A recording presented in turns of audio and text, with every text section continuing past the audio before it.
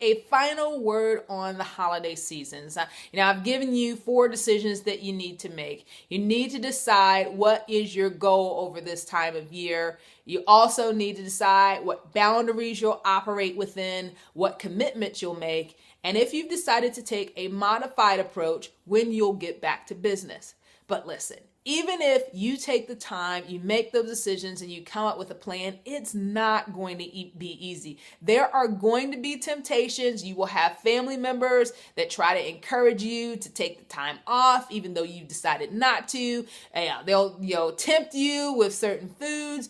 You will be tempted to not do your workout as you planned. All of those things are going to happen. So I need you to think about that and come up with your plan B. How will you navigate through that? And one of the things that I find that helps me is to really stop and think about the consequences of that decision. For example, if I'm thinking about skipping the workout, then I have to ask myself, okay, what is the result of making that decision? So the short-term thing is, hey, I don't have to do the workout. I can kick back, relax, and enjoy. But the long-term consequence of that is that I have not burned the calories. So now I need to eat less than I had anticipated. My energy levels typically are going to be lower because I haven't done the exercise. So you get my point, right? It's thinking beyond the current moment, thinking about what are the longer-term consequences of that decision.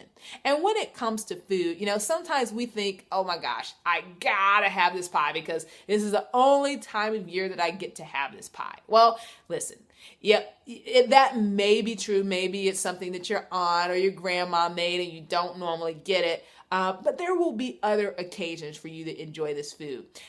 There also, you need to think about the fact that even though this might not be something that you get all the time, is it really that important? How important is it really, right? Because you have goals that you're trying to reach. And if this thing is going to stand between you and your goals, how important is it really, right? Because you have made a decision. You've made a commitment to yourself, and you've got to decide which is more important, the piece of pie or the commitment that you've made to get healthy and fit.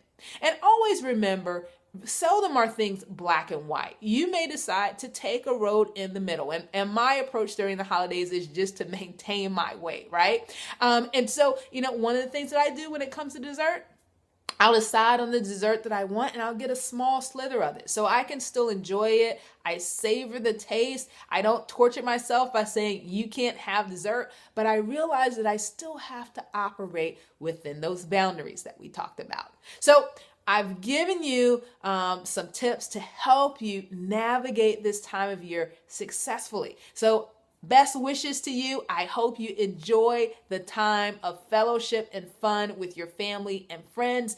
And I won't be recording next week, but I will be sharing with you some oldies but goodies that will help keep you focused as you navigate the holiday season. Take care, and I'll talk to you soon.